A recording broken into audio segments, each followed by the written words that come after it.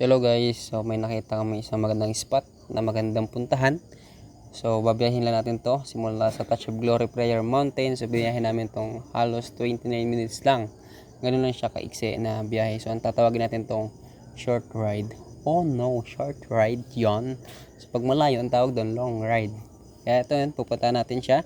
Sabi niya 50 pesos lang ang entrance. Pagdating namin doon, so tamang tama lang naman, 50 pesos nga. Walang sobra, walang kulang, walang labis, 50 pesos lang. So pagpasok mo pa lang, ang ganda na. Kitang kita mo na yung green colors of the grass and the trees front of you. Wow, English yan.